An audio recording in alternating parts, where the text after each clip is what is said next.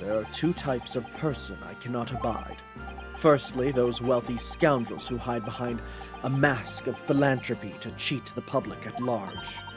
He means Mr. McGilded, who you defended against the Reaper 2 months ago. Yeah, I just about managed to work that out, thank you. And secondly, even more loathsome, those wily scoundrels who masquerade as allies only to effect total betrayal in the final hour. In other words, the confidence tricksters from those tiny islands in the Far East, the Nipponese. Oh, you're big racist. Oh, this whole time it was a little bit of racism, I thought, but no, that's big racism. What? Did he really just say that? He means you now, Runo. You're one of those shifty-eyed Nipponese, aren't you? It's like, look what you did to her. Lord Venzeeks, look what you did to her.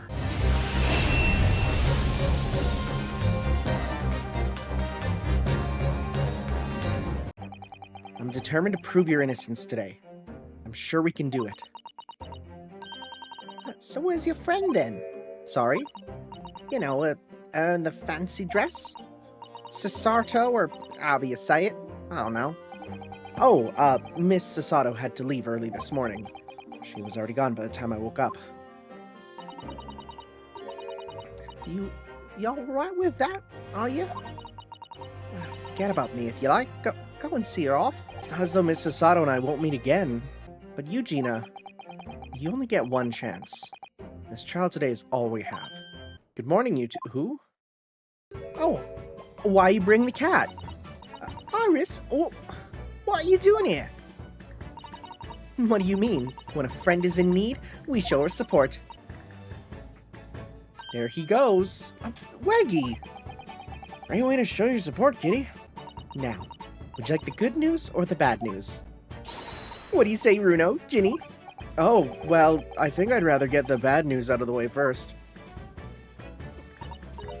Now, always take the good news first. You might not live to hear the bad. Yes, that question always gives away people's personalities. Let's not go there. Alright then, I'll give you the bad news first. A record amount of rain has fallen this morning, and carriages all over the capital are struggling to move. Huh? The bad news was a weather report. Alright then, so what's the good news? Well, the rain is forecast to subside this afternoon. So even if the train is delayed, it should be able to make up the time later. Well, that is good news, isn't it? I couldn't give a monkey's, really. And look, this trial has made headlines too. Pawnbroker perishes in pick purse plunder. See? Don't worry, Runo will soon show everyone that this headline is nonsense. I will. And then in tomorrow's papers, the headlines will be... Discharged diver is dauntless do-gooder. Isn't that right, Runo? Oh, yes. There's a sensational story lower down on the page as well, look. Ministry mole? Classified secrets may have leaked overseas from Ministry of Justice. It's about secret communications between Great Britain and its allies. Apparently, they're being intercepted by hostile nations. Here we are.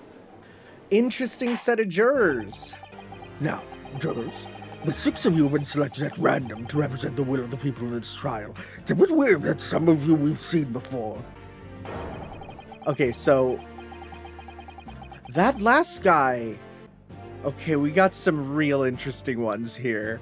The court calls upon the prosecution to introduce the facts for this case.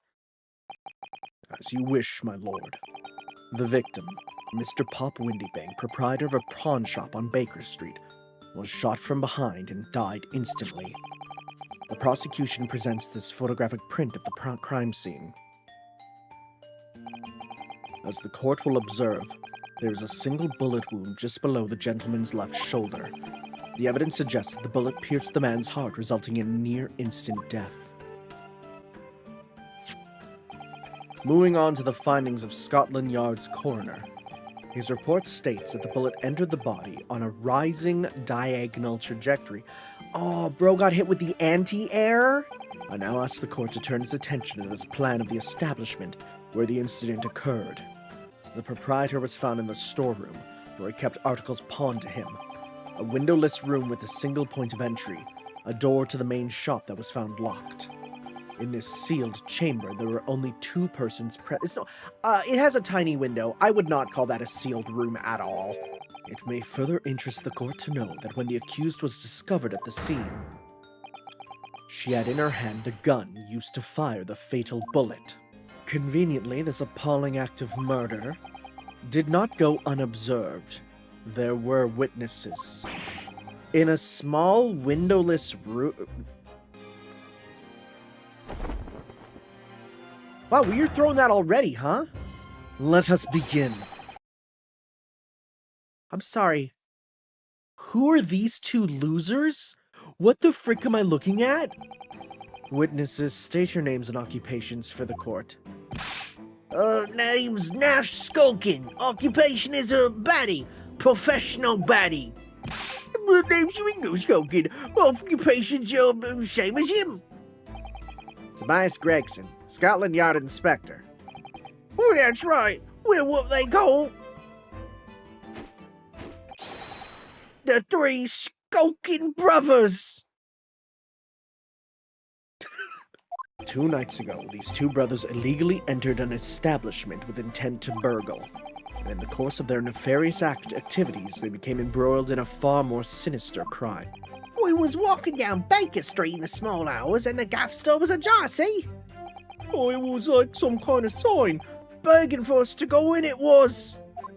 But once we got inside, God blimey lummy, we heard a gunshot from the back room. Oh, we went to see what was what, but the door was locked from the inside. Oh, we would never do nothing, governor. We never took nothing. We just left after that nice and quiet. You didn't do or take anything. Is that your story? Well, it was bedlam soon as, weren't it? It was, Nash, it was. Didn't even have time to pull me Dukes out me Lucy lockets. What the frick do you mean? What does that mean? Oh, Dukes are hands. Lucy locket, that means pocket. It's Cockney rhyming slang. As you fled from the pawnbrokers that night, did you not run into anyone else? And did you not fire a gun at that person? Blimey, governor. Oh, you ain't telling us that it was you in that doorway. You were armed with a gun. And as you fled the scene, you fired that gun at London's greatest detective, Sherlock Holmes. A firearm was indeed found in their possession. Here's to you successfully presenting the evidence. Huh? For yes, there are the telltale signs of spent powder on this gun, and a single bullet missing from the cylinder. But the prosecution demands evidence that it was fired at the scene, at the crimes, Take that! right? Yeah, the evidence is in this portfolio. During the course of our investigations, we discovered a number of bloodstains. We analyzed all the blood samples we found and recorded the results in this portfolio. What do you have in your portfolio that proves these witnesses unloaded a firearm at the scene? This Take one. that! It would seem now that I owe my learned Nipponese friend a word of gratitude. What do you mean? What I mean is that you have helpfully confirmed an important fact. As has been established. Oh no, a single shot from the gun had been fired, meaning that it had to be Gina. Uh-oh. Uh-oh! In other words, these 2 men have no material connection to the murder of Mr. Windybank at all. So that's it. They missed all of them but the last one. They missed him. Look at his smile, though. I'll just take a moment to consider the aforementioned great detective, Mr. Sherlock Holmes. He installed a pair of machines like this one in the victim's shop. The prosecution has obtained the photographs taken by the device on the night in question. In fact, there are 2 such devices in the victim's shop, my lord. If I may refer the court to the plan of the premises, the respective positions are here and here. You say these cameras lose a print every half hour. Witnesses, at what time did your trespassing begin? Must have been just after 1, right, bruv? Must have been, man, Ash. Must have been. Yeah, just gone 1. In which case, minutes before these brothers entered the establishment. What scene might we expect to see within the shop? Let us examine the evidence. Oh, that's not good. The ladies and gentlemen of the jury have reached agreement, have they? Sorry, did he just die? Did the old man just fall over? As a housemaid, I would like to see all filthy eyesores promptly and rigorously eliminated. Hold it! What exactly do you mean by filthy eyesores? On my way to market for his lordship, I have to pass through the East End. The place is full of beggars, pick-purses, and crossmen. If it were up to me, all those back slums would be made spick and span, or eradicated. At least we have people like the great detective working to achieve those important goals. He's not doing that. You're referring to Mr. Herlock Sholmes? It's really quite unforgivable. Gutter scum having the audacity to shoot our very greatest detective. Minor detail.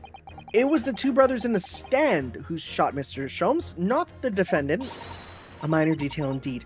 They're all gutter scum as far as I'm concerned. Well, it just might be an idea to get our facts straight anyway. Yes, all right. I shall amend my statement. Those brothers are the scum of the earth. They should swing for shoot. They should swing. In Motherland, we say never judge by clothes, judge by head. I'm convinced brothers are innocent. Why? Wait. Oh, we could pit them, and yeah, we could pit those two. Okay. Okay, so we're gonna pit you and you. Objection! Yep, there's one. Those two statements clearly contradict each other. Juror number 6, you got the wrong end of the stick. I do not have stick. I have mouse. As juror number 2 said earlier, when the Skulkin brothers fled the scene of the crime on the night in question, they fired a shot from their revolver. Yes, they shot poor Mr. Sholmes in the abdomen, I understand. Abdomen. Oh, here is word. Abdomen. Part of person's body containing stomach and other vital organs. Oh, if this is what you mean, you should say in plain English. You are telling me these brothers who look like criminals were lying. They said before we never done nothing. But truth is, they shot detective when they said we never took nothing. Maybe it was also big fat lie. I must see with my own eyes. I must investigate crime scene myself. I'm afraid that won't be yes, it is, Runo. Easily. Sorry? With the prints from Hurley's red-handed recorder. This is the print produced by the camera half an hour later, after the brothers' flight. We'll still take it. As far as I can tell, nothing has been taken. Well, we'll see as soon as I cross my eyes. So, the brothers who look like criminals told only one lie. They shot men, but they stole nothing. That would seem so, yes. Good. No, not good. You were right. I did not understand the situation. Now I know brothers have lied. I think this is very important to continue a trial. My made-up stop. Global radio transmission verdict follow. Stop. Can you stop? Radio transmissions, the future. Stop. Messages carried over airwaves to 4 corners of the globe. Stop. Excitement growing. Stop. Atmosphere electric. Stop. Right. Try not to wear your fingers. Era of wireless telegraphy. Stop. Driving technological evolution. Stop. And people say inventions like the stereoscope are the height of technology. What utter piffle. I can't understand it. I really can't. They're just silly toys. Oh? Excuse me.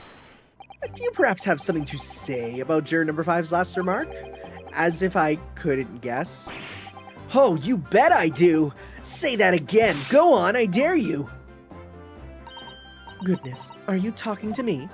Well, I think you'll find that viewing a photograph through a stereoscope can unlock all sorts of possibilities.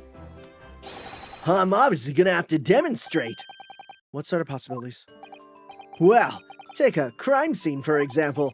If you had a pair of photographs from a crime scene that you could view through a stereoscope, well, it could reveal hidden clues you'd never even noticed before. Can it really show up new clues, though? Don't know unless you try.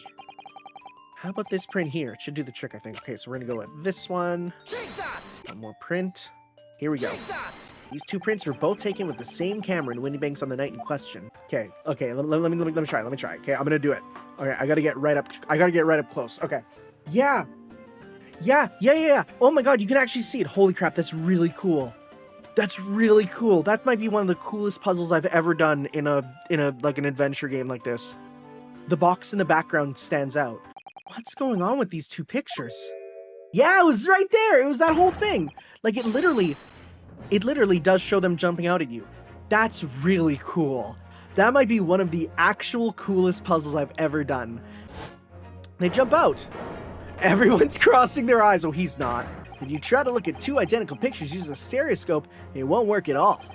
It's the slight shift in the positions of certain objects that lets you see pictures three-dimensionally. In other words, even though at first glance it seems the objects on the counter haven't moved at all between the two pictures, it shows that actually there must have been a slight shift in their positions. That means that sometime in the half-hour interval, someone must have tampered with the things on the counter.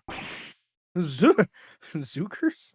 It was the witnesses currently in the stand, the Skulkin brothers. Ladies and gentlemen of the jury, if you would condemn the defendant on the grounds that she's a pickpocket, would it not be at least right and proper to thoroughly scrutinize testimony given against her by two thieves? I, for one, would like to hear more from that shady pair. I think you'll find stereoscopes aren't playthings. You'll see their extraordinary potential firsthand. Wholeheartedly agree. Stop. Must purchase after trial. Stop. We'll return home via Regent Street. Stop. Well done. Oh, by the way, what? You should hold on to this, Runo. You never know when it might come in useful. Lord Van Zeeks, you will instruct the witnesses that the court demands additional testimony from them. Oh, they're sweaty. Not Gregson, though. He's feeling fine. On the night in question, you rifled through the items on the victim's counter. We never done nothing of the sort. How'd you figure that out? Uh-oh. All right, we did knock a few things over, but we weren't rifling for nothing. It was when we had the gunshot, see? Made us both jump and all that stuff went flying. Hold it! So in short, the gunshot took you by surprise. And then some. I mean, it was quiet as a mouse, and then all of a sudden, bam! You got something to say? My old pal? Excuse me. Inspector Gregson, do you have something to add? As you know, we brought these fellas into the yard for questioning last night.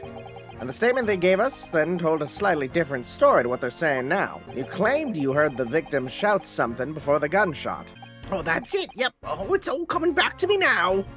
Oh, just before the gunshot, we had a voice yelling out, "Give me that gun!" Can you describe that voice for us? Any details? So in fact, you heard the voice and the gunshot almost simultaneously. Oh, we did, Gov. We did. Although, I suppose if you're being honest, we heard a kind of wavering voice before the yelling, oh? Oh, if you don't want to get shot. Oh, give me that gun. Bang! Thank you for your little action. Oh, kind of thing. And the voice you heard, it was that of the victim, Mr. Windybank? On me granny's life. Course it was.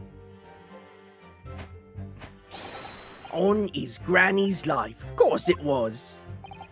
So, that would mean you two have different grandmothers. The bloke what owned the place was holding a gun, so he should have just fired instead of yelling at the girl. Yeah, I was holding a gun. Objection. Photographic evidence obtained immediately after the incident clearly shows that Mr. Windybank was not holding a firearm of any description. I would remind the court that Mr. Windybank's gun was found at the scene. Not only was it identified as the murder weapon, but it was found in the accused's hand. That Motoro used the victim's own gun to finish him off. Give me that gun! Bam! Kind of thing. Hold it! If the crime had taken place as you so colorfully described in your testimony, it would give rise to an undeniable and significant inconsistency in the final moments you just acted out. You intrigue me, my learned friend. Let's see some evidence to support your claim. Where is the proof that demonstrates this inconsistency in the witness's portrayal of the victim's final moments? Bullet wound from the back. Take that! Now, if that testimony is true, it would mean that at the moment of death, the victim and his attacker would have been facing each other. However, in the autopsy report, it clearly states that the victim died instantly after being shot from behind. But it's the God's honest truth! It is, Nash, it is. When he was shot that night. Oh, the shopkeeper had a gun in his hand. We saw it with our own bleeding eyes. Did I hear you right just now? You actually saw Mr. Windybank holding a gun? Ever so sorry, Governor. Truth is, say we, Oh, cut it out, Nash, cut it out. If we blab now, you know what it'll do to us. Who are the... I have an idea. Oh, God. On the night in question, it is now apparent that you brothers met face to face with the victim. I demand you testify again to explain the precise circumstances under which this meeting took place. All right, so we just got inside the gaff and heaved a sigh of relief when that geezer showed his mug. Give me that gun, he bellowed, and then flew at us like he was possessed. I thought we've had it. Oh, poor old geezer, the bloke was strong as an ox. He chopped me over the counter. I pulled me gun on him, and then he legged it through, and then... yeah, he legged it through the door into the back room. We never had nothing to do with killing him. That's all what happened, I swear. We'll press this for now. You said you have nothing to do with it. Nothing at all. Nothing, Goff, nothing. That old geezer went and shot himself in the back room, didn't he? Now look, locked it was. On the inside. Inside the storeroom with the pawnbroker, there was only one other person. It would indeed appear so. What say you to that, counsel? I don't know. Was there anyone else apart from Gina who could possibly have shot Mr. Windybank? There could have been, right? The victim was killed in the storeroom, which was locked from the inside. It has a friggin' window, dude. Those are the facts. So pray, what other possible answer to the question of who shot the man could there be? From what location did the culprit shoot the victim? And furthermore, where was the victim at the time? Understood, my lord. You believe someone else could have killed the victim, indicate from where that person could have fired the gun. Very simply, like right here. Take that! Assuming the culprit fired from the location indicated, where was the victim at the time? Right Take here. that! The culprit shot the victim from outside the storeroom, heck yeah. If Mr. Windybank ran through the door, we have to assume that the door was open at the time. Ooh! I didn't even think about that. I thought it was just gonna have the little window. It was at precisely that moment when the victim was fleeing for his life that these brothers had the perfect opportunity to shoot the man in the back once he was inside the storeroom. Oh! Come to think of it, do you remember what the prosecutor said at the start of the trial? Of course! He would have been leaning forward as he was running away. So even if the bullet was fired horizontally, it still would have entered his body on an upward trajectory. So the culprit isn't necessarily someone shorter than Mr. Windybank. Objection!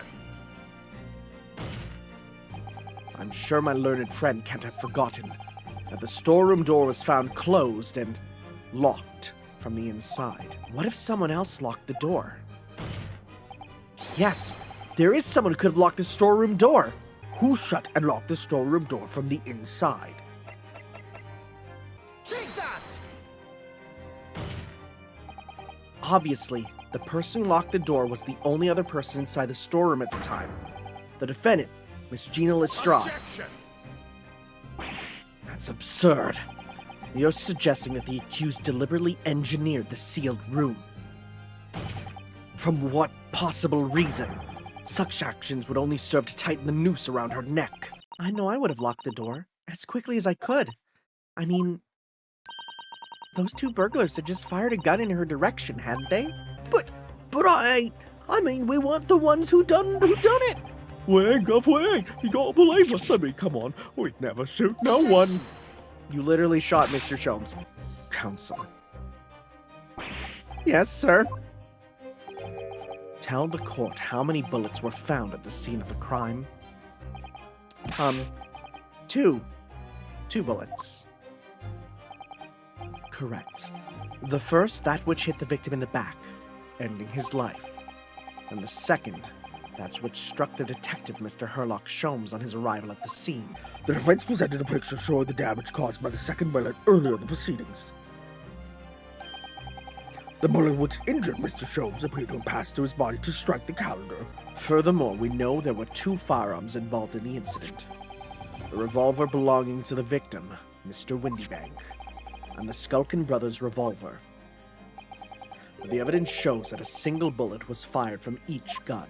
Yes, this Nipponese street performer presented an ostensibly credible argument. However, it was never anything more than a diversionary trick with no hope of standing up to scrutiny. God, you're such a bitch. And I have here in my possession one more piece of evidence the prosecution wishes to present. The very day before the hateful murder of Mr. Windybank, the accused attempted to make off with this article which clearly doesn't belong to her, and with none of the subtlety of a pickpocket, I might add, but by brute force and brazen impudence. I think it'll be prudent to take this music box disc into evidence, counsel, as a grim testament to the defendant's character. Lord Van Zeeks, we had a meeting yesterday at the yard with the prosecution service, and I think it was agreed that the disc wouldn't be used as evidence. I'm unaware of any such meeting. But those were the instructions right from the top. The government bigwigs were so insistent. Inspector, I am the prosecutor, and I alone determine how to present my case. Your warning is noted. Thank you. Oh, Bruno, look! This is blood! Then it's my time to shine again. I thought I'd been waiting forever.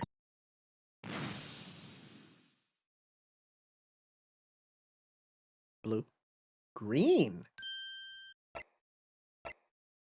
Huh. Then there's no way that's Sholmes' blood. Now, the answer's bally obvious to me and my men. That's only one thing for it. I am ballistics expert. I've seen many shootings. There is nothing I do not know about guns. I never imagined a simple operation would cause me such grief. Alright, tell me about this, buddy. Would you please stop muttering about things that have nothing to do with this trial, sir? The defendant's life is on the line here. Well, the thing is, I couldn't really say that it is nothing to do with this trial, to be honest. What was the fellow's name again? Hairlick? No. Hairlock? No. Hairlock? No. Sherlock? No. Sherlock Sholmes, by any chance? Oh, yes, good lord. They said he'd been shot by some criminal or other, so I opened him up like a shot. But the funny thing is, I went over his insides with a fine-tooth comb, and I couldn't find the bullet anywhere. Surely that's because the bullet is still at the scene of the shooting. As soon as I saw the wound to the man's stomach, I flipped him over. Like a pancake? Are you saying you checked his back? Well, of course I did, and there wasn't a trace of injury. No sign that the bullet had left the body at all. The only logical conclusion was that the bullet was still somewhere in the man's innards, which is exactly why I set about slicing him up. And I'm still none the wiser even now. How many times do I have to say it? Can somebody explain how it happened? Can somebody please solve the mystery? The mystery of where that bullet ended up is infuriating. Where's an expert when you need one? We're gonna send him with him. We're gonna pit you two. Objection! Yeah! Those two statements clearly contradict the idea that all I do is pit jurors against each other. On the night in question, Mr. Sholmes was shot by one of the Skulkin brothers. But since there is no sign of an exit wound on his back, we must assume the bullet didn't pass through him. However, no bullet was found lodged in Mr. Sholmes' body either. I have seen a very similar situation in Motherland. It was night. There was blizzard. I was running away along Mountain Road in freezing cold. I was shot from behind and I fell down in snow. And this situation is very similar to what I hear today from doctor. They could not find bullet in my body. And no sign of, how do you say, exit wound. Bullet never hit me. Well, if it never hit you, why did you fall down? Bullet hit frozen wall of ice very close to my side. What? One small piece, very sharp, broke away from lump of ice and pierced my body. It made deep wound that looks just like bullet wound. Oh, good gracious. Of course, piece of ice quickly melted inside me. Bruno, where exactly was Hurley shot again? Well, according to the report, in his stomach. Sort of around this area, I think. Well, that's precisely where he always wears a little pouch on his belt. It's where he keeps 3 glass vials of very dangerous chemicals that he uses in his investigations. Well, I do realize it is forbidden for the prosecution to interject during a summation examination. I should inform the defense that I have the pouch in question in the antechamber outside the courtroom. Oh, look what's right there. As only 2 bullets were found at the scene, I would say the whole case is done and dusted. It's the number of bullets that has you convinced? Only 2 bullets were fired, and 2 guns that fired have been examined by the police. If there was another bullet somewhere of which we were unaware, I'd have to reconsider my position. A 3rd bullet somewhere on the scene? Could that be possible? I didn't mean to click that. I can prove it. Bam. Here it is. We discovered it just now. Yes, on the night in question in Windybank's pawnbrokery, another bullet was fired. What is this new trickery, you Nipponese conjurer? Where did you find that bullet? It was lodged inside Mr. Sholmes's pouch. What? 2 guns from the scene had already been submitted in the court record as evidence. Yes, that of Mr. Windybank and that belonged to the Skulkin brothers. An examination of both guns revealed that only a single bullet had been fired from each. We now know that on the night in question, 3 bullets were fired. However, only 2 bullets were fired from the guns recovered from the crime scene. And until that incontrovertible inconsistency is somehow explained, we cannot and must not pass judgment. Order! Order! Order! Well, this summation examination remains incomplete. The court has been presented with new facts. Facts that would appear to shake the very foundations upon which the case against the defendant has been built. As it is my prerogative in this situation, I hereby temporarily suspend the summation examination. Counsel for the defense? Yes? I should like to hear your thoughts regarding these new developments. The 3rd bullet, and the mysterious missing firearm from whence it came. My lord, I think it's clear what this 3rd bullet tells us about the Skulkin brothers. There's another party involved. Right? We've established that 1 bullet was fired from each of the 2 guns already known to the court. The logical conclusion, therefore, is that on the night in question at Mr. Windybank's pawnbrokery, there was another person present in possession of a 3rd firearm. The prosecution demands answers on 2 counts. Firstly, proof, evidence that this accomplice was ever at the scene of the crime. And secondly, the identity of this spurious character. What proof have you that there was a 3rd intruder present at the scene? Take that! The evidence is right here, in this portfolio. Do you expect the court to rifle through your papers itself? Be more specific. You claim one of the blood samples proves the existence of this 3rd intruder. Well, which one is it? Is this one? Take that! Green blood. Curious, even for you. Does the court understand that the intruder was some unhuman creature? It's something developed by Mr. Herlock Sholmes. By the great detective! Well, Skulkin brothers in the stand don't appear to be suffering from any gunshot injuries. Which means it must be the blood of somebody else. The 3rd intruder, in fact. Objection! Whose identity the court is still waiting to hear. You can't delay this any longer, my learned friend. Who is this alleged third intruder? Right? Take that! The man's name, oh my god, it is, okay, is Egbert Benedict. Inspector Gregson was there at the time and can attest to what happened. Can you corroborate this account, Inspector? Yes, my lord. That's more or less what happened. And in the interest of being thorough, I asked Winniebank for a print showing the fellow. I'm sure your lordship recalls my learned Nipponese friend's actual assertion, which was that he could prove the identity of the alleged accomplice. Yes, and I can. The thing again, right? Yep. Take that! Which blood sample proves the man you identified was the one shot by the third bullet at the scene of the crime? This Take one. that! Being a music box disc, it has numerous small but sharp metal protrusions on its surface. Those protrusions caused Mr. Benedict's finger to bleed, and the resulting smear of blood is still visible on the disc now. Oh, goodness! A blood stain, is it? My assistant and I have just analyzed the blood stain here in this very courtroom. The evidence is conclusive.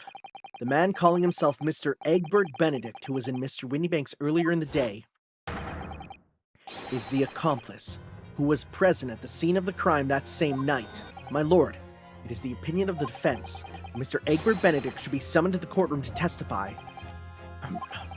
It would certainly seem that we can ill afford to ignore this gentleman's apparent presence. Objection! This has gone on long enough now. This flagrant ignorance of the mechanics of law. Herlock Sholmes, you say? Yes, I've heard the name. The protagonist in a series of short stories for the vulgar classes. A god of detection or some such. And now you employ chemical substances devised by this fantastical persona in the highest court in the land. Do you expect us to take you seriously? The samples made by this plaything are not fit to be called evidence. So the bloodstain turned a shade of green. What of it? Here's to you successfully proving that no other blood in the world would turn the same color. I knew it would come to this. Of course Mr. Sholmes' invention is going to be recognized by any official body. But what other choice did I have? I'm just remembering what Father Christmas there ever said before. About how he was temporarily suspending the summation examination. So the way I see it, it doesn't matter what certain other people think of Hurley's invention. At least, not for now. Yes, she's right. Young lady, you have quite the devious mind. Well, after that shrewd precis of the situation from an entirely unexpected source, it must be acknowledged that the previous summation examination has yet to reach its conclusion. This is absurd. So then, state your final decisions in turn, please. Not guilty. Nice. Not guilty. Sick. Not guilty. Awesome. Guilty. What? Guilty. Oh no. Not guilty. Yay. 2 called guilty, and 4 called not guilty. Such is the outcome of the summation examination. Objection. My lord, with all due respect, this is an outrage. The prosecution refuses to accept this decision. On what grounds? If these jurors are persuaded by some half-baked concoction devised by a pretender to real police work, they are too ignorant to be trusted with the judgment of anyone's guilt. I'm sorry, Lord Van Zeeks, but the outcome of the summation examination cannot be ignored. The trial must continue. Nevertheless, we find ourselves in a rather awkward situation. The defense has very reasonably requested the subpoena of a new witness. The name the gentleman gave for himself, Egbert Benedict, is quite clearly false. I don't believe it. Just when I'd managed to prove the man was there that night. Could I say something? If possible. Inspector. Me, ma'am? I wonder if you might show the photographic print to me again. The one in which the gentleman was shown. Right, yes, this one you mean, of Mr. Benedict. Yes, I know him. The gentleman in the photograph is, stop. Also, a communications officer, stop. He works in my office, stop. A very talented operator, in fact, stop. He should be in the communication station now, stop. Tapping away on the telegraph, stop. This doesn't seem right somehow. can't put my finger on why, but it doesn't feel right.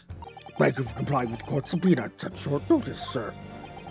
But of course, my lord, as an upstanding member of London society, it is my pleasure to oblige. Now, kindly state your name and occupation for the court. Ashley Graydon, Communications Officer. So, we meet again, Mr. Egbert Benedict. Or is it Mr. Graydon? My apologies. You are Ryunosuke Naruhodo, defense lawyer. We have met. If you say so. Ashley Graydon, enchanté. So,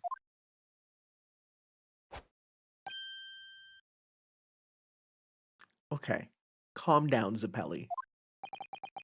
I trust we can conclude this quickly. Very well. Without further delay, the court will hear your testimony now, Miss Graydon. Naturally, I have occasion to make use of pawnbroking services from time to time, but are you seriously suggesting I colluded with these thugs to break into the place on the night of the murder?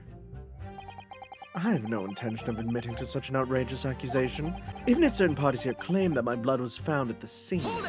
Blood was found at the scene of the crime, there's no question of that. Mr. Sholmes' chemical analysis has positively identified the substance as such. Who is this Sholmes character, anyway? Oh, I assumed all Londoners would know the name. He's a renowned detective. A great detective, you say? Now we're in the realm of fairy tales, are we? Wait, what? Why do you want to talk about that? What went through your mind when Mr. Graydon just spoke? Oh, nothing. Honest, Gov, nothing. I was just thinking, if he waves his arms around like that much more, I'll open up the wound again, that's all. What wound? Oh, where he took the bullet, of course. It was only 2 days ago. It ain't gonna be healed up yet. So I was, well, you know, I was worrying for him and, oh, elves bells. Well, your comrade is worried about you, it seems. On account of your injured arm. Perhaps you'd allow a court official to examine your arm, sir. The one that you've been grasping at in pain this whole time? No, I refuse. You have shown no evidence whatsoever that links me to these common thieves. Accordingly, I am not obliged to permit such an invasion of my privacy.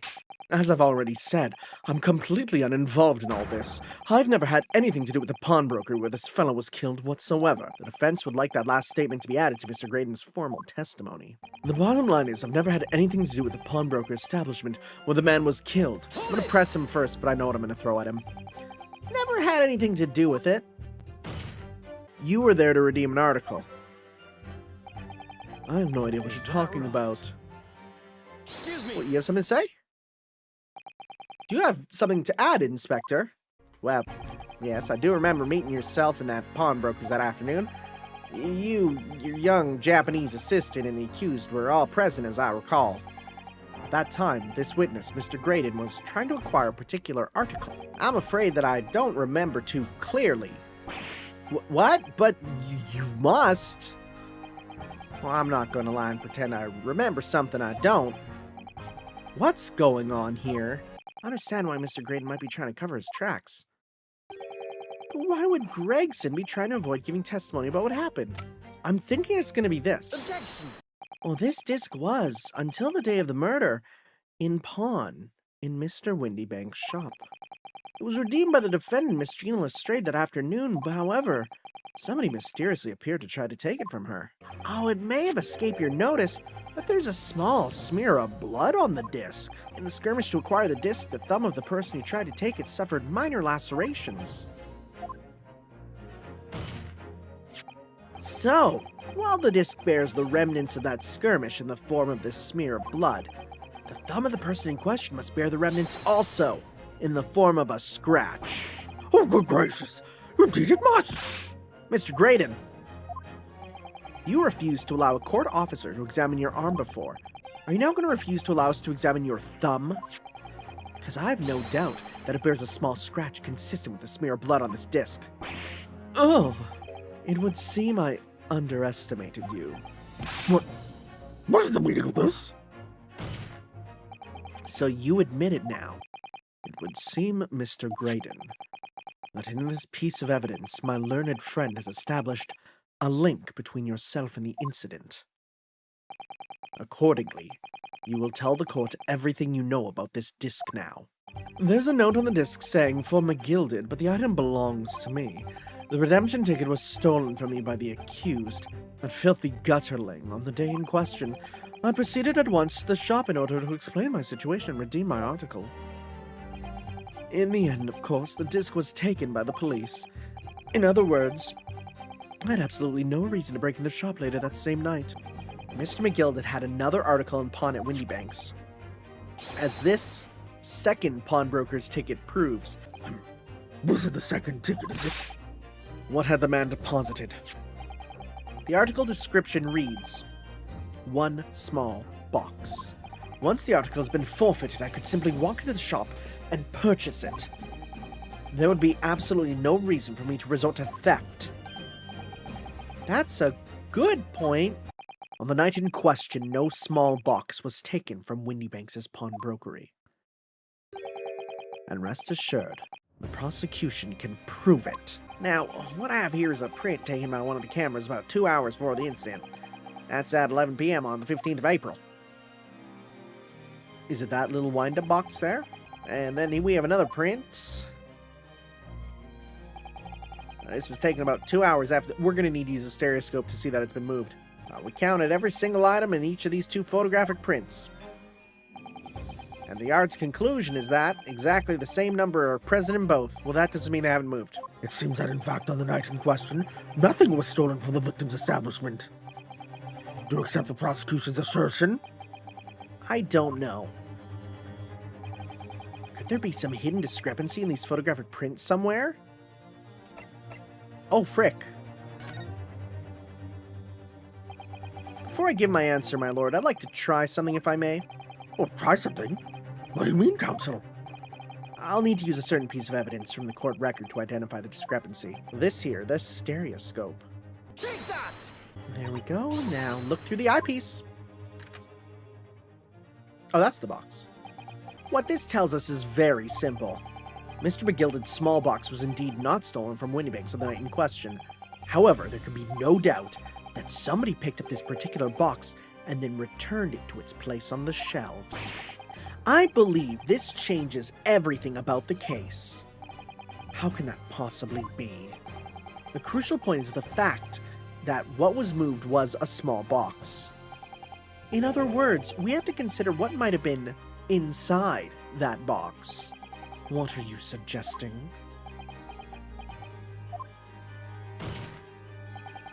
I'm suggesting that we need to examine that box as soon as possible. It is incumbent on the defense now to bolster its argument. To explain what possible significance these commonplace articles pawned by this fine citizen could have. Well, counsel, is your argument in fact demonstrable? Are you able to show proof that the disc or the box are in any tangible way related to this case? Well... Alright, the exact significance of the things that McGilded deposited with Mr. Windybank is something that only Gina can explain to the court. But if I put her on the stand to testify about that, it could critically damage our chance of winning this case. While the court awaits the arrival of McGilded's small box, I would like to call the defendant, Miss Gina Lestrade, to the witness stand. The defendant? To what end? It's to do with the various articles deposited at Windybanks by Mr. McGilded, my lord. Miss Lestrade has information relating to them. I presume you've considered the implications of the testimony you're proposing. In particular, the impact it will have on the accused's standing, and indeed your own. I have. Lord Van Zeeks, would you care to explain the last remark? The prosecution accepts the defense's proposal. So, the court will now hear the testimony of the defendant, Miss Gina Lestrade. You witnesses currently in the stand may step down until further notice. Buddy, you're not wearing a hat. I shall bid you good day. Wait. You, sir, shall remain in the stand while Miss Lestrade testifies. Oh, frick. The articles that Mr. McGilded had deposited in Winniebank's pawnbrokery are intimately related with the omnibus case, the trial of which was heard in this courtroom 2 months ago. Yes, but I remember this young lady being brought before me in that trial as well. That's right, my lord.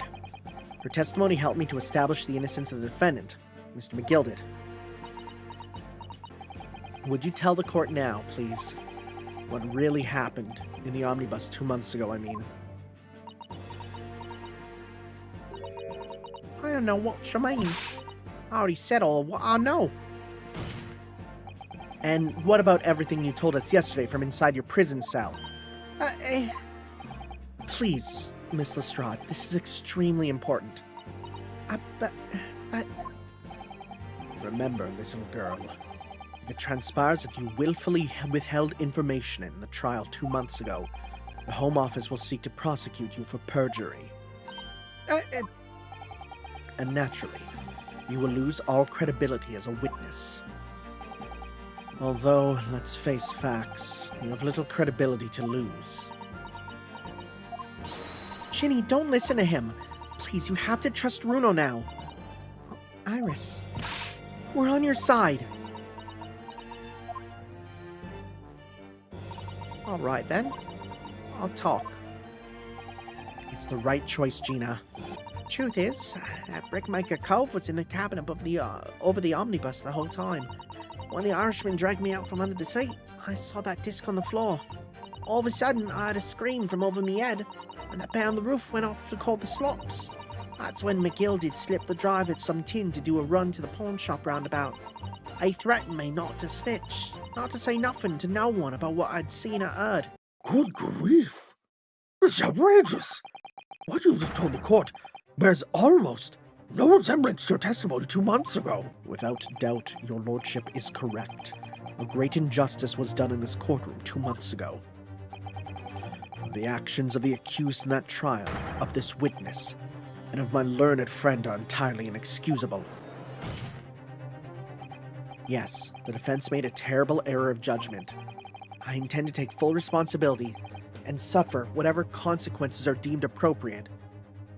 However, it's imperative that the court allows the witness to elaborate on her testimony, because the true significance of McGilded's pawned articles must be brought to light. Given the depths of calamity you've just plunged yourself into, this may well be worth hearing. Mr. Naruhodo, Yes, my lord.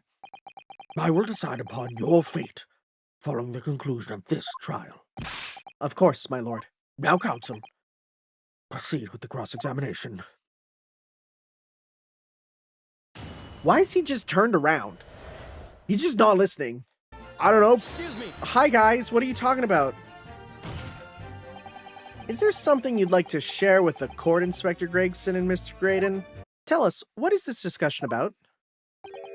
A discussion? With this fella? I'll pull the other one, sunshine. Think I've got anything to talk about with a shady gent like this? And I have nothing to say to this uncouth detective after he deprived me of that disc that was rightfully mine. But they've clearly been talking the entire time I've been cross-examining Gina. It's as if they've been negotiating. Thank you, Miss Lestrade. Thank you, counsel. I've heard enough. Miss Lestrade, it would appear Mr. McGilded was prepared to kill it or take possession of this disc. Do you know why that would be? I ain't got a clue. My lord, hi, we got the box? The evidence your lordship requested has been located and is ready for the court's inspection, sir. So, is the article in question, is it? The small box deposited with the pawnbroker by Mr. McGilded 2 months ago. It's gonna be a music box player. I can literally already see. Yes, very well. Let the court now listen to this curious disc at last. Wait, my lord. Oh, good grief! What's the meaning of this, Inspector? Oh, the music box and the disc are, well, they're unrelated to the case. Clearly, Scotland Yard has some vested interest here, but it is the policy of the prosecutor to leave no avenues unexplored. And you, Inspector, have no jurisdiction here to prevent that from happening. No further delays, please. Play the disc.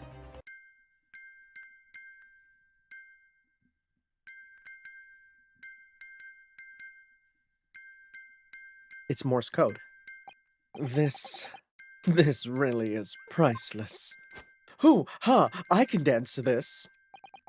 After all that, the music box is broken. First off, let's examine this. Anything else? What's this little dot? It's gonna be another one. Look at that, there's another movement on the other side. So does that mean you can set another disc to play back on this side? Yes, I think so, and it looks like the two movements are linked together.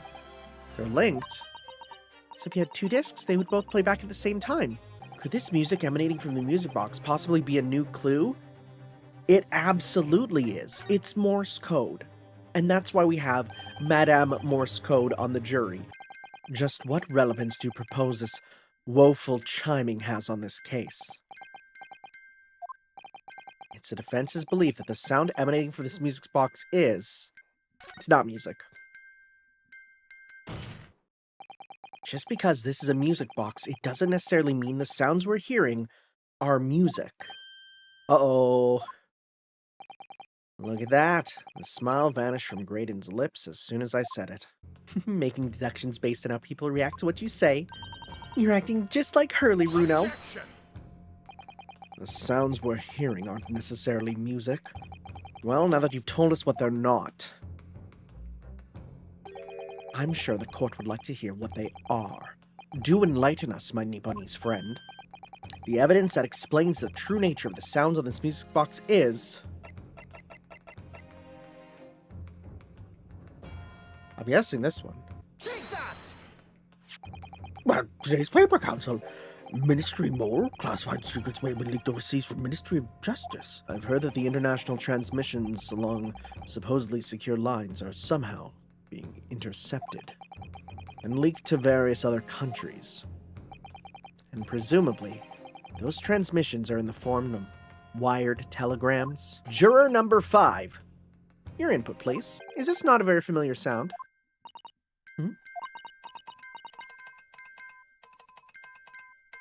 It bears more than a passing resemblance to the sound made by your telegraph machine as you tap it. I believe it's called Morse code. Now, correct me if I'm wrong. When it comes to leaking telegrams from government departments, there could be nobody more perfectly placed than a highly skilled communications officer. Are you suggesting that the music box disc contains stolen government secrets in Morse code? This is high treason, Counsel. Deserving of capital punishment. For a sovereign government's confidential information, hostile nations would surely pay almost any price. Yes, and on that night 2 months ago, that was the very negotiation that was taking place inside the omnibus. But in the end, McGilded perished, and the all-important disc lay unclaimed in the pawnbrokery, in which case, whoever stole that information in the first place must surely have been beside himself with worry. Because if the disc were to be discovered before it found its way out of the country, It would reveal an act of high treason, punishable by death. so the culprit had no choice but to retrieve it. And in order to do that, he would have to gain entry to the pawnbrokery illegally in the middle of the night. Because the article left behind by Mr. McGilded would incriminate him too much if it got into the wrong hands. Isn't that right, Mr. Graydon? Ooh. You think I've been stealing government secrets? Preposterous, absolutely preposterous. The prosecution demands the witness testifies. In response, the accusations brought by the defense. A mere communications officer couldn't possibly steal confidential government information. Besides, the sounds produced by that music box aren't even Morse code. To be Morse code, 2 tones are required. Dots and dashes. How do you propose that this music box, which appears to produce only a single tone, could be used to cipher secret messages into Morse code? Got it! Got it. Good gracious, what am I looking at here? Another movement at the other side of the music box. What? You can put 2 discs in this music box, and the sounds of both will play back at the same time. This is beyond a joke. I'm sorry? This poor excuse for a lawyer has absolutely no evidence to support his claims. Though, of course, if my learned friend were able to present the court with the second disc, that would be another matter. Though it has holes, I must admit the argument presented by the defense has much promise. Look, all we done is break into the gaff the other night like what he told us to do. Silly me thought he was just popping in for a nap after all them years, but the rotter had a dodgy job for us. Let me stop you there, Mr. Skulkin. After all them years, you say. Do you mean to tell me that Mr. Graydon is an acquaintance of yours? We're the sociable kind of batties, you know. So let's say Graydon's an old china.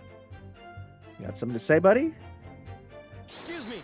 When your brother was testifying just now, he said something that seemed to cause you to react. Oh, well, I was just remembering the old days, that's all. Look at him now with his fancy whistle and flute. That means suit. And you wouldn't Adam and Eve it. That means believe it. But when he was younger, he was from a poor part of town just like us. God blimey, ain't that the truth? Remember Milverton and Skulkin's milk run? That's killing it. That's a hard one. Counsel, can we turn our attention back to the testimony, please? I don't know. Could that sentimental story be relevant somehow? I'm gonna add it to the testimony for no reason whatsoever. Milverton and Skulkin's milk run. Them were the day. Wait! Milverton? Mason Milverton! I suppose since we're here, I should ask them to elaborate, but on what? The business name. And where did the Milverton part come from? All right. I thought clever clogs like you would have worked that one out. That is... Oh? Enough of this. How much longer are we expected to listen to this drivel?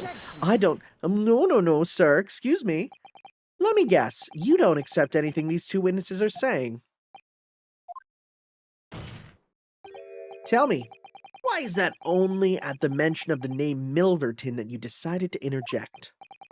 Because well... I weren't the happiest at homes at one time from. Yeah, his old man was struggling for money so much his wife walked out on him. She took the name Graydon then, say? But Ash will always be Milverton to us. So that used to be your surname, did it? Of course not. This is all bunkum. You're a communications officer attached to the civil service. As such, your personal details would have been thoroughly checked at the time of your appointment. It would be a very simple matter indeed to subpoena those records, Mr. Graydon. So Ashley Graydon was once Ashley Milverton. That information could change things, and could turn out to be extremely important. That's huge. Okay, you have no relation to the man, huh? Are you sure about this? Objection. I have here the notes from the omnibus case, my lord. As we all know, the victim, the man who we now understand to have been negotiating with McGilded. Yes, Mr. Mason, the brickmaker. That's right. Only Mason wasn't his surname at all. It was his given name. His full name was Mason Milverton. Mr. Ashley Milverton. Is it not the case that the brickmaker, Mr. Mason Milverton, was your father? Oh, I was gonna go brother. The truth is, you have been illegally acquiring highly confidential government information and selling it onto McGilded in collaboration with your father. Ugh. The new facts and evidence unveiled by the cross-examination of this witness all come together to reveal the truth. You collaborated with your father, Mr. Mason Milverton, in illegal dealings with Magnus McGilded. But the deal with McGilded went sour, and the brickmaker met his end. Before he was arrested, McGilded managed to temporarily dispose of the stolen disc at the pawnbroker. Then, having learned of the situation, you appeared at Windybanks 2 days ago, in an attempt to recover the 2 articles McGilded had placed in pawn there. I refuse to accept any of this nonsense. Sir. There appears to be blood seeping through the sleeve of your jacket. I didn't even notice. Oh, 2 nights ago. We knew that 3 shots were fired at the scene of the crime in Windybanks' pawnbrokery. 1 took the life of the pawnbroker himself. 1 struck the pouch around Sholmes' waist. And the final bullet struck the calendar on the wall of the shop, having first pierced the arm of one of the intruders. Fine, I admit it. I was there in Windybanks that night. I paid this pair 10 guineas to accompany me. And as you've noticed, I sustained an injury in the course of my adventures. But that is all. I admit to nothing more. Nevertheless, the defense has now established a crucial fact. Which is...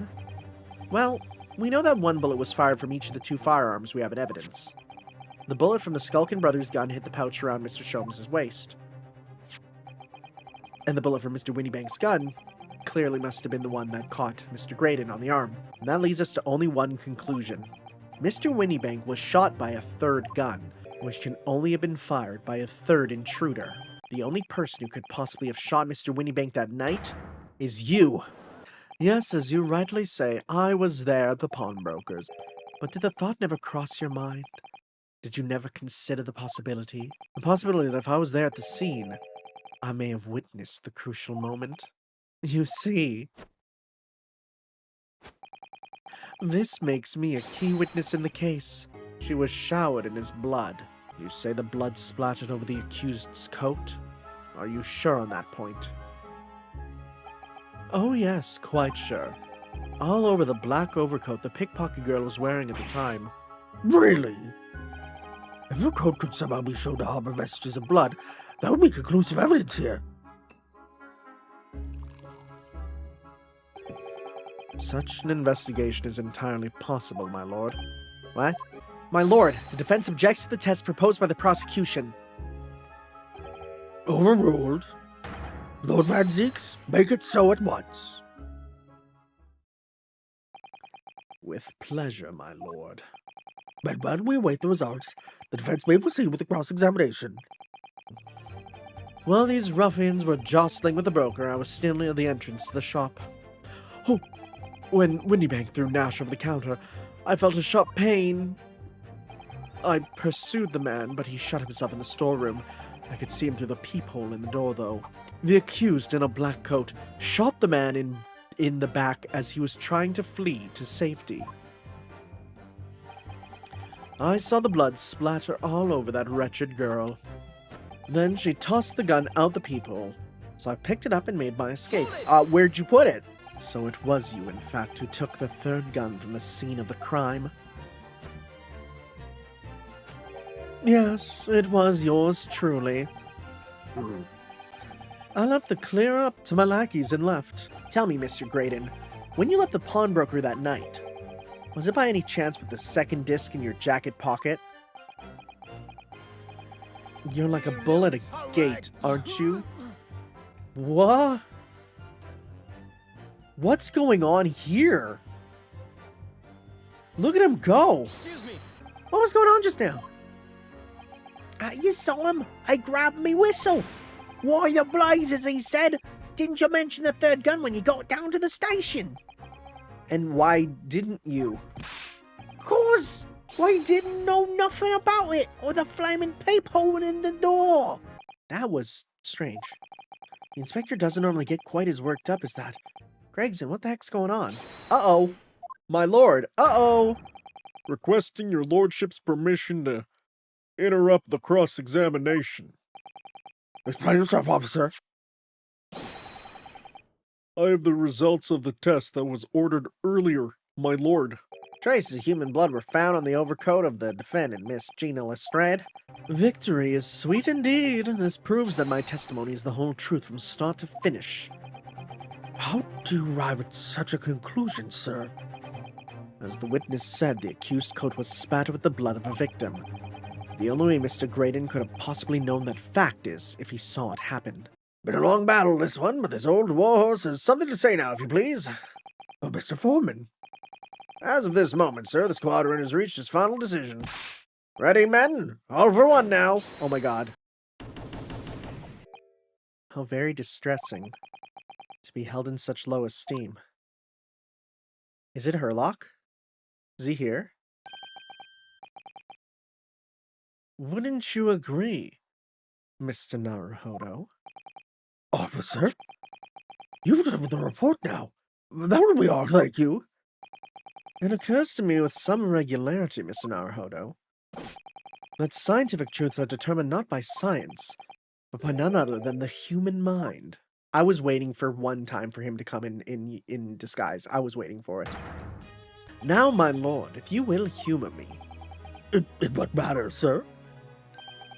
I have something of great importance I wish to give to the young lawyer over there.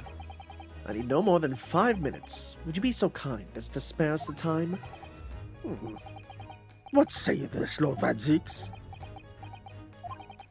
This trial has taken many hours of the court's time, having spent so long already. Exactly, haven't spent so long already. We don't want to go wasting any more precious time. As I was saying, having spent so long already, it would seem churlish to deny the defense a mere 5 minutes. Oh, he's on the side of justice. Very well, then. Counsel, you have 5 minutes. Mr. Sholmes, you all right now? All right, I'm all wrong. Sorry? I've only just managed to summon the strength to stand, man. I asked the judge for 5 minutes. But I fear even that may prove too difficult for me. Pray forgive, should I pass out? Let's make this discussion as short as possible then. I'm here to give you this, my dear fellow. Miss Sasato foresaw today's events, I believe. She knew that the culprit would attempt to escape justice by means both devious and underhand, and that you, Mr. Naruhodo, fighting fairly as you want to do, would find yourself in considerable peril. A leaving present from Sasato-san, whatever could it be?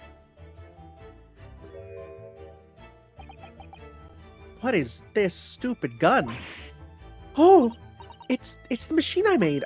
Oh, the door maker? What the frick is that gonna do? That night, when you left Windy Banks in pursuit of the thieves,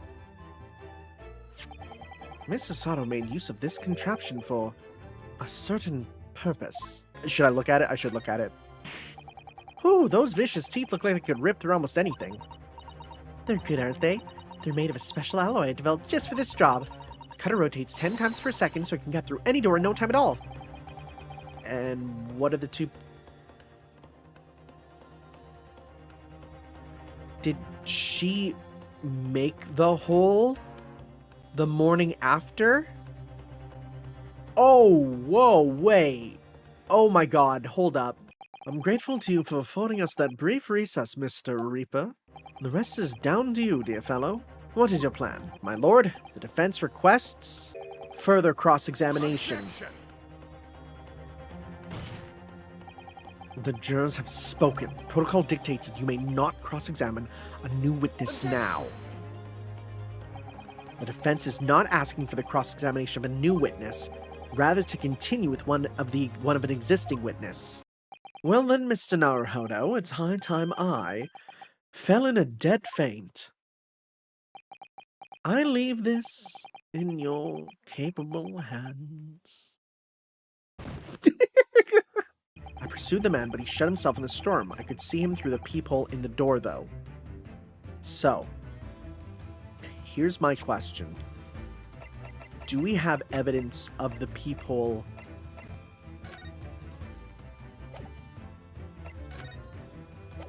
Oh my god.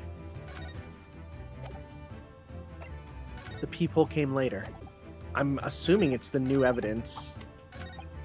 Right? I could see him through the peephole in the door. Are we going to present this? This contraption is able to create a peephole in any door you can imagine in practically no time at all. My assistant made the peephole in the storeroom door, and until such time as she did, the door had no hole in it to look through. This is a farce. Are you really suggesting that the peephole in the door was... Yes, it was created only after the incident had taken place by my judicial assistant using this device. Tampered with the crime scene whilst being fully aware of the gravity of her actions. This is a most serious act of vandalism. For which I humbly apologize, my lord. It was in the few minutes that I left the scene in order to pursue the Skulkin brothers and alert the police. Nevertheless, in light of this new information, it becomes apparent that Mr. Graydon's testimony is riddled with holes. If at the time of the incident, that peephole did not yet exist in the door, there's no possible way that you could have seen what you claim to have seen. Just to expect me to believe that a plaything can cut through solid wood. Oh yes, I designed it to be very powerful. Waggy, cooey, come time for dinner. No way. No way, look at that. Look at him. This doesn't mean that the peephole in the storeroom at Windy Banks was made by your machine. And there's no way you can prove it was. For the sake of an argument, let us assume the peephole has the dimensions that are a perfect fit for this contraption. In that case, when was the peephole cut? The prosecution demands proof for your answer. Very well. The counsel for the defense will present evidence to support the claim made. Proof that the people in the Windy Bank storeroom was created after the event and not before. Quite simple, your lord. Take that!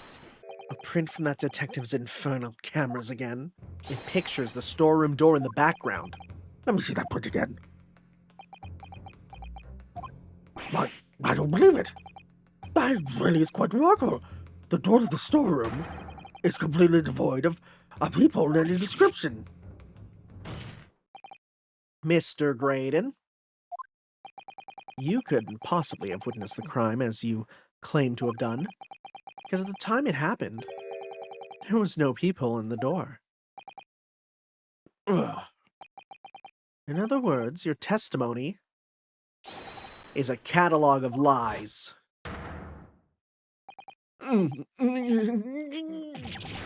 Oh, yo, he's spinning out. The defense may have established a reprehensible instance of perjury, but that is no proof that this man is the victim's killer. Mr. Graydon, not only did you give false testimony to the court like 5 times now. but the lies you told make no sense. Make no sense? What do you mean by such a remark? What you said in your testimony reveals that you know something you shouldn't have known. Namely, the bloodstains on the coat. Obviously, because I saw her do it through the peephole in the... You should have known nothing about the peephole in the storeroom door. So the fact that its existence formed the basis of your testimony is completely inexplicable. Objection! And yet, the fact remains that Mr. Graydon did maintain that he witnessed the crime that took place through the peephole in the door. How on earth is that possible? Could I have a word, please, Lord Van Zeeks? Speak, Inspector. Oh, it's just that I really ought to be getting back to the station now to put my report in. There's really nothing more I can add to this testimony, so if it's all the same to you, permission denied. Mr. Graydon, you shouldn't have known about the existence of that peephole. Which can only mean that you must have been informed about it by somebody else. You realize, I trust, that the words you just uttered have extremely serious implications. Who gave this witness details of the crime scene to facilitate his false testimony?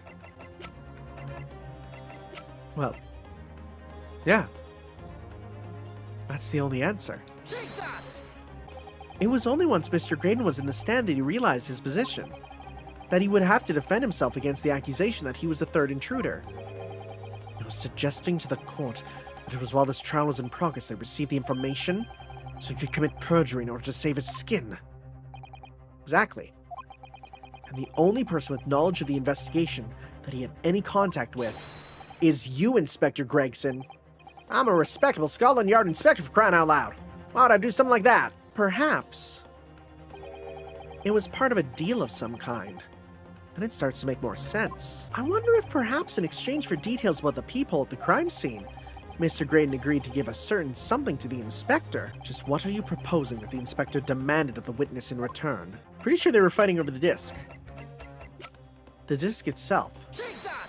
You covertly made a deal with Mr. Graydon in which you exchanged the disc for details of the case. My orders were recover the medium used to convey the secrets leaked from the ministry and do it on the QT. Strictly hush-hush. If, and if I stress if, this sobering assertion turns out to be founded in truth, it would mean that the second disc is, as we speak, here in this very courtroom. As a seasoned policeman, the inspector will have approached this aligned deal with caution. Certainly, he would not have accepted a gentleman's agreement in the matter. No, he would have insisted on having the article agreed upon in the palm of his hand. My lord, please, order an examination of its personal effects immediately. If it'll put this matter to bed and dispel any doubts about my involvement, I'll happily submit to a body search. What? He's going to agree to it. The disc must have physically changed hands, which means the inspector should have it. But somehow, something doesn't feel quite right here. Do you still persist in formally requesting a search of the inspector's personal effects? Who could I search? The defense demands a search, but not of Inspector Gregson. Take that! Of, my lord, Mr. Nash Skulkin. Very well then, bailiff. Restrain the witness and conduct a thorough search of his personal effects. Please, my lord. Inspector? Scotland Yard has to object to this search. Objection! Unfortunately for you, Inspector, your objections carry no weight here. Good lord, that's... Another music box disc. I swear I didn't know nothing about that disc, honest to God. Counsel, would you please explain what exactly is going on here? Inspector Gregson is a shrewd, calculating man who rarely loses his composure. But at one particular point in this trial, he exhibited some unusual behavior for a brief moment. I don't recall. What unusual behavior? You know when he was literally assaulting him? Oh, right. This is a court of law. You could have submitted the item as evidence. It would appear, my lord, that the inspector was not at liberty to do that. Why ever not? As the man himself revealed earlier, his current assignment has some special conditions. Well now, Inspector Gregson, and you, Mr. Graydon. Are you prepared to admit to the accusation made against you of this alleged deal?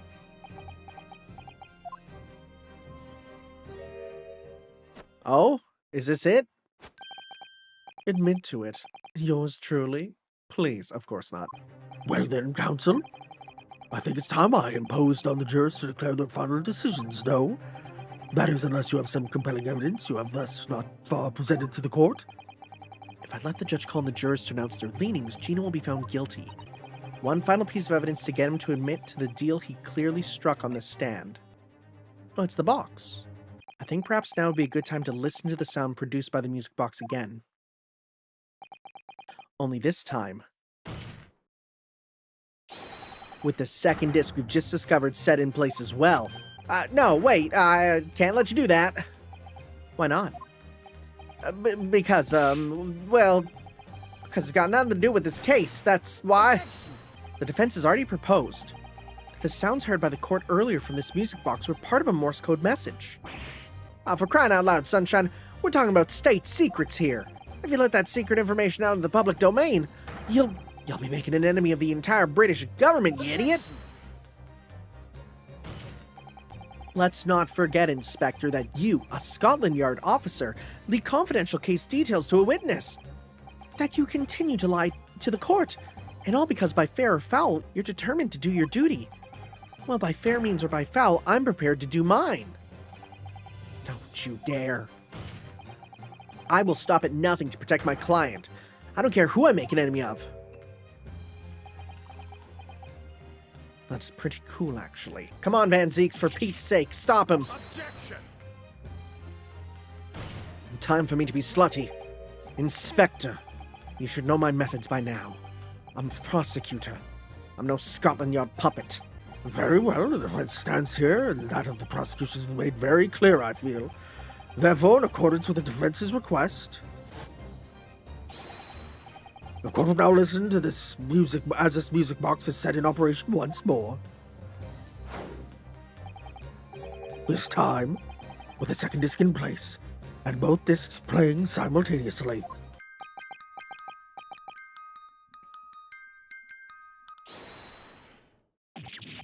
All right, I admit it. Whatever you want. But for the love of God, shut that bloomin' box up. Let me ask you again then, Inspector Gregson. Did you, or did you not, strike a deal with the witness next to you in the stand, Mr. Ashley Graydon? It's all exactly like the young Eastern lawyer said. When the trial resumed after the recess and we were stood here in the stand together, well, that's when he approached me with the deal. You... broke the stick. Traitor! Oh my god! Guys? Did you just kill him? I despised my life growing up. Those slums are such vile places. I was cursed from birth, born into poverty, the son of a penniless artisan.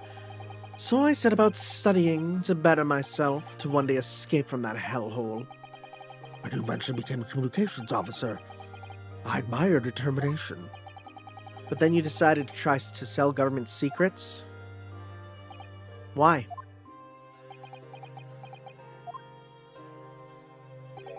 Isn't it obvious? Because I wanted money. Even now, years later, the nightmares of my life in the slums wake me in the small hours.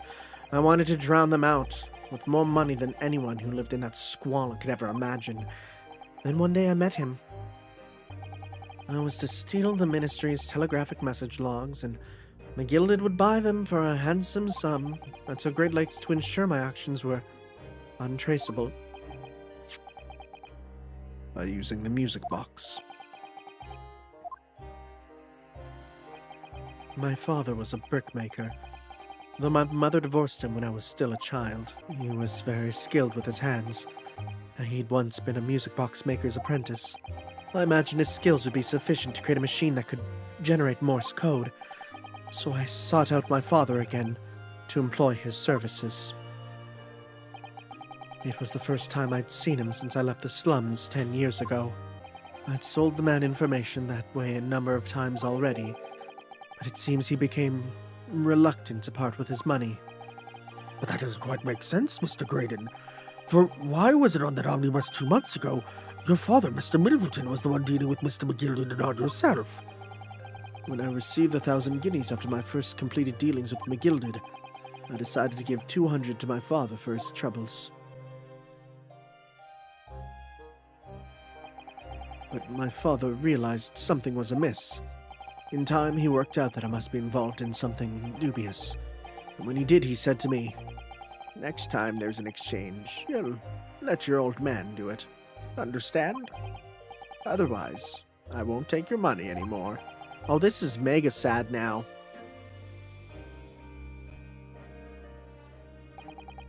That was my father's way of dealing with it, I suppose. Climb into the omnibus, hand over the second disc, and take the money from McGilded, that's it. He had no idea what was actually on the discs I'd ask him to make. He never knew. Just like I'll never know why everything went so horribly wrong that night. All I know is that the disc was taken from him, and he never returned home. It was only then that I found out what sort of a monster McGilded really was. So after 10 years of not once uttering it, I swore in my father's name.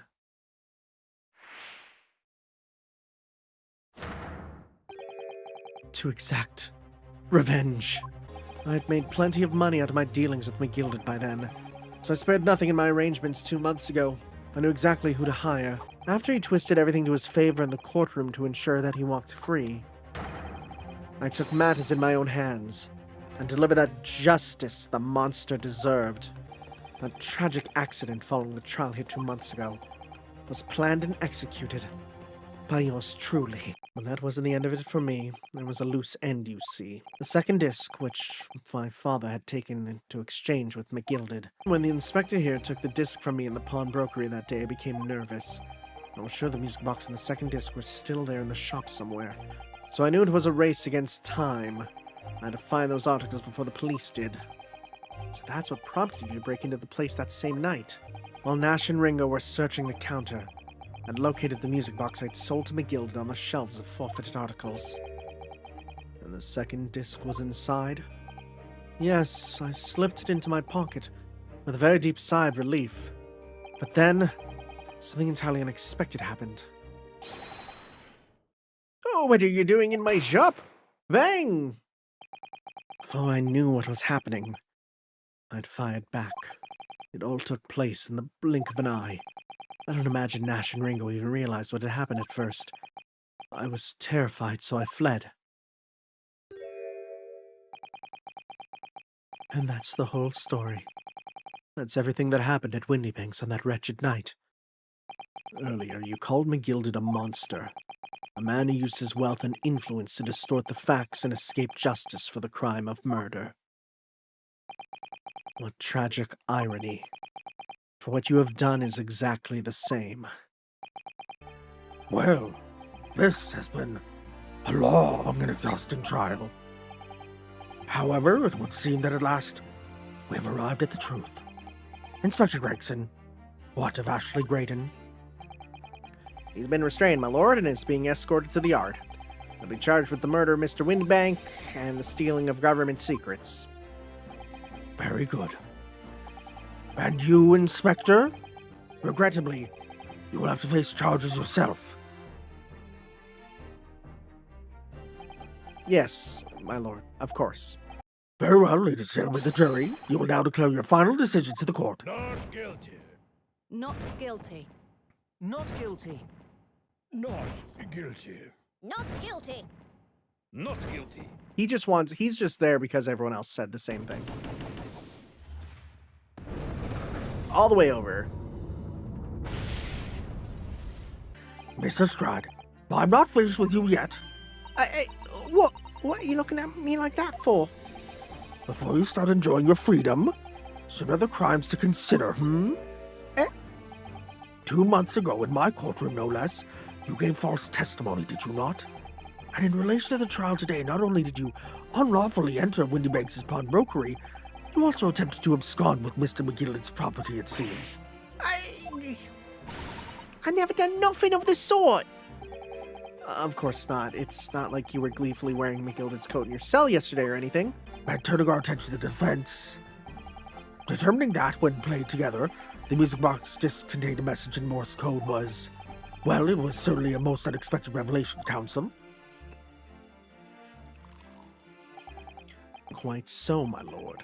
The prosecution was caught entirely off guard. In fact, I think we should applaud my learned friend's courage here today. I propose a toast to demanding that government secrets be disseminated before the entire courtroom. If I may say something on that point, who's this? Isn't that... Oh, it's, about the sounds produced by the music box before. I do wonder if that was really Morse code at all. What? What are you saying, madam? But I must say that in my opinion, the sounds produced by those two discs were nothing more than that. A meaningless series of two different notes. What? What? Can that really be? It wasn't Morse code after all? Now, with regard to the murder of Mr. Pop Windybank, proprietor of a pawnbrokery business on Baker Street, I hereby declare the defendant, Miss Gina Lestrade, not guilty. That was so long by the end. But you know what? I feel like that was a long trial, but it didn't feel like one of the longest ones. Don't do that in court. Don't do that in court. That's a terrible idea. Why are you still here? Why are we still here? Why do you have your coat back on? What's going on? On a personal note, I must say you've surprised me, my Far Eastern friend. Oh! Despite being a Nipponese, you saw through the pretense to the malice that festered within that Englishman, and at the same time saw through the grime to the surprising heart of your English client. You have a curious talent for judging character, especially considering our very different cultures. So are you, like, just racist, or... I don't think there's anything curious about it. You know, I took this case for one very simple reason. To lock swords with you once again here in the courtroom. You did. When I encountered you for the first time 2 months ago, it reminded me of toasting friendship and trust with another Nipponese, only to find my trust betrayed. For you, I hope to look into the eyes of the man I once knew and try to understand what happened exactly. Well, you may ask, and one day, when the time comes, you will learn the answer, whether you like it or not. Alright, then I'll wait for that day if I must. So I can definitely see why some people complained when this game came out that it simply doesn't have a...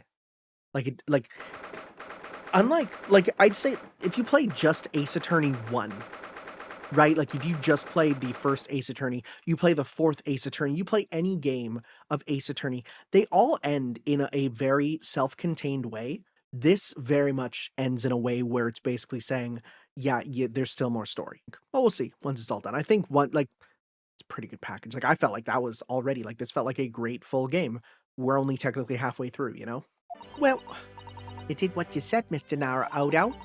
You believed in me, right to the end. I figured something out today.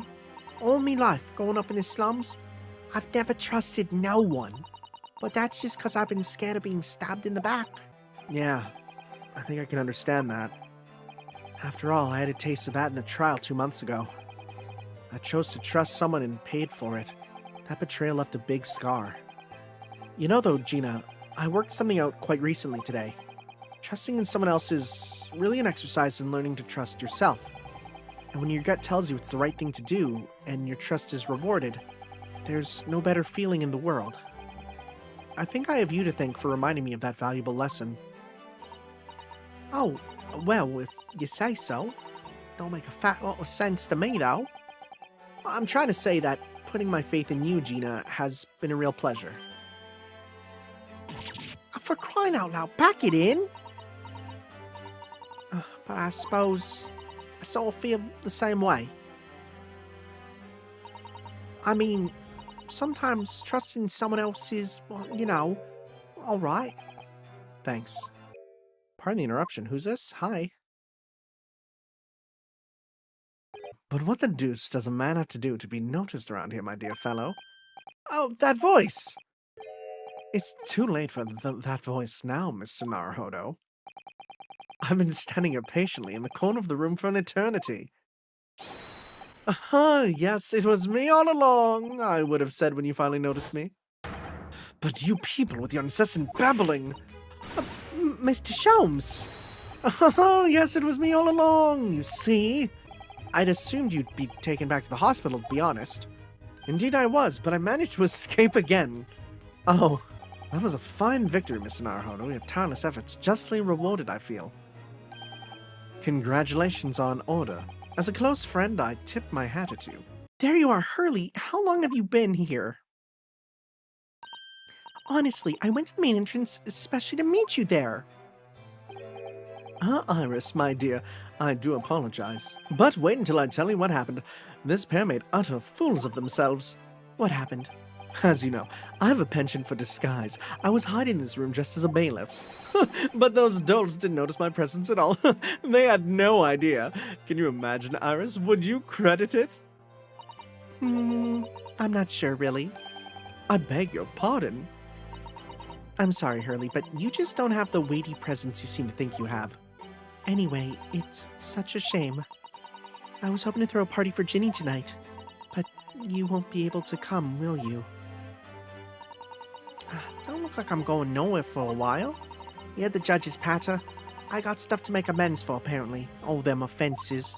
Still, it's got me thinking all this. Maybe I should start looking for another line of work. Miss Gina Lestrade? The prison carriage has arrived, ma'am. Come with me to the rear gate at once. Right. Well, looks like I'm off then. Yeah. Goodbye, Gina. And good luck.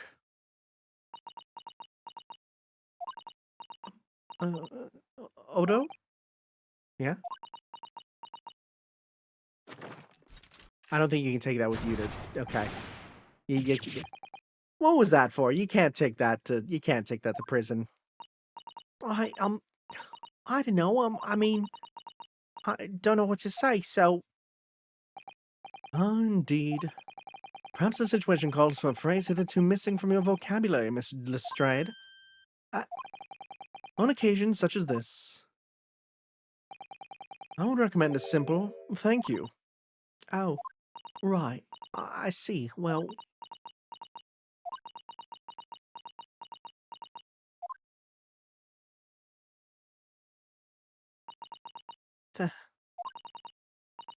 Thanks, Odo. Aww. Thank you for everything what you've done. For believing in me.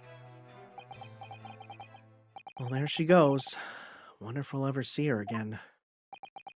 Well, well, quite the indomitable pink purse. Oh, I nearly forgot. I bought a paper outside. It's a special edition and this child's all over the front page. Pickpocket's innocence proven. Isn't it wonderful? You should have shown it to Gina, Iris. She would have been thrilled. Oh no, how silly of me. But anyway, would you like the good news or the bad news? Not again.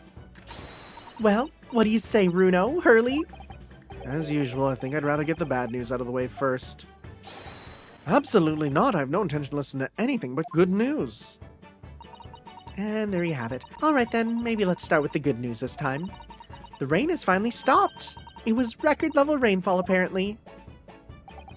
Well, that is good news indeed. We can journey back in greater comfort. Alright then, what's the bad news? The huge storm has left the seas very choppy. The channel in particular is awful, so sailings out of the Dover have been delayed by a day or more. Wait, Dover? That's right, if we head to the station immediately, we may still make it in time to wave Susie off. Miss Sato, where are you? There she is. Over there, look! It looks like she's reading something.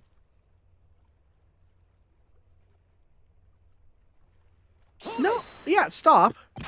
Mrs. Sato, wait! What are you doing? The book you're about to throw into the sea. It was your Encyclopedia British Law, wasn't it? Oh, dear. I was hoping you hadn't seen that. Would I be correct in assuming it's because of the peephole, Miss Sato? I deliberately altered the scene of a crime, and then I tried to hide that fact. What I did is utterly unforgivable. You never mentioned that you made a peephole to anyone, not even to the police. I know, and I knew at the time what I was doing was wrong. A criminal offense, even. That's why I decided to confide in Mr. Sholmes. If Mr. Naruhodo was completely backed into a corner with no other possible means of escape, the truth about the people could save him. That was my plan. She really does think of everything. But then, why didn't you just tell me everything before the trial began? My dear fellow, you're not thinking straight. If she had done that, it would have rendered you complicit in the whole escapade. The truth is, when it happened, I did it because I lost a little of my faith in the law. Oh. I was worried that the right person wouldn't be convicted of the crime. But the moment I allowed myself to think that is the moment I lost my right to call myself a judicial assistant. What you did isn't comparable to what he did. Graydon is the one who lied in the witness stand, using that peephole as a way to implicate Gina. And besides, if the peephole inconsistency hadn't existed, I'm not at all sure that she would have been acquitted in the end. Mrs. Sato, what you did saved Gina's life. Well, with your kind words, Mr. Naruhodo, you've saved me too, from my regrets. Well, we must all be thankful that Miss Lestrade's freedom has been assured. Yes, exactly. Although some of the loose ends in that trial will continue to play on my mind, I'm sure. But the revelation that the music box disc contains secret messages, Mr. Naruhodo! What a triumph to work that out. I'm full of admiration. Well, actually, that argument wasn't quite as compelling as I thought it was. Oh, it wasn't. There was a communications officer among the jury members, you see, a telegraph communicator, and she said that the majority of the sounds on the disc were just meaningless tones. As one would expect, after all. We are talking about secret government communications.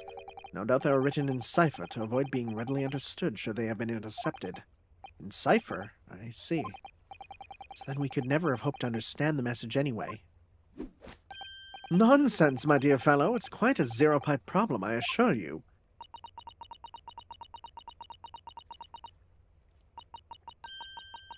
Ah. So? Gi? Asogi?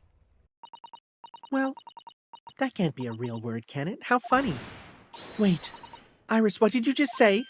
Oh, I just said asogi. Does that word mean something to you? Mean something? Asogi. Oh, right, Kazuma Asogi! I wrote it down during the trial before, when the message was playing on the music box. She transcribed it on the fly? She really is a genius. I thought the message probably wouldn't have been written out in plain Morse code, so I tried various ways to interpret it. But whatever I tried, the words just didn't seem to make any sense. That is, in English at least. Iris, would you let me see that? There's no doubt that this message is written in Japanese Morse code. So the British Empire has been using Japanese for its secret communications? I don't understand the reason why, but the message appears to be a list of 4 people's names. 4 names? The first is Kei Asogi. Kazuma Asogi. Why was his name on that disc? The second is A. Shin. Shin? I don't recognize that name. The third, T. Guregusun. Gregson. Gregson? The last name is J. Wilson. Uh-oh. What? Wilson? John H. Wilson? You mean Daddy? It would appear that this particular message is communication of some kind between Great Britain and the Empire of Japan. Oh dear, the ship's gonna set sail soon. Really gonna go then, Susie? We wish you a safe passage, Miss Sato. Thank you so much. I wish all of you the very best. Mrs. Sato, I'd hope to have you always at my side, to guide me and support me. Mr. Naruhodo, please, come back soon. As far as I'm concerned, you really are the very best judicial assistant in the world. Aww. I'm quite sure I'll be back before you know it.